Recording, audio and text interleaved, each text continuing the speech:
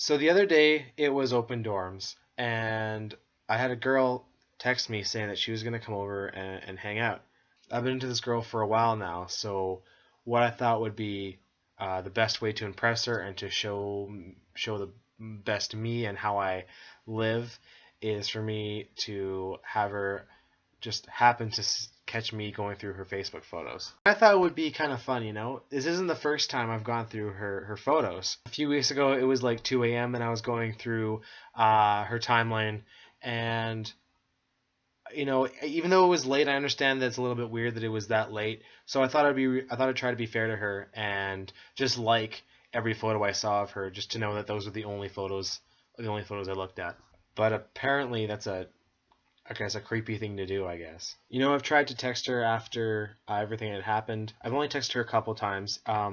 She hasn't really seemed to respond though. I don't know if if I'm doing anything wrong here.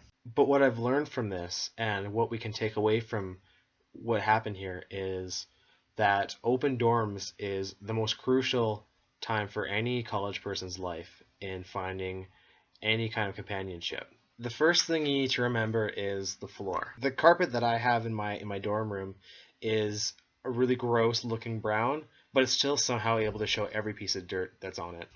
Time my roommate and I we accidentally spilled some coffee on the carpet and made a huge stain. So what we had to do is we had to get this couch to come in here. On top of covering the stain, the couches are also really good for hiding any other kind of garbage we have or half-eaten food, bills we want to forget. It's probably the best thing I've ever owned in my life. Also, on the topic of roommates, you need to be really careful of how attractive your roommate is. A really attractive roommate could be the difference of you finding someone and being alone forever. Now, I don't have to worry about this as much. Typically, I'm considered in the top tier of guys as far as attractiveness goes, but some of you might not be as lucky. If looking more attractive isn't gonna happen, you can at least try to smell better.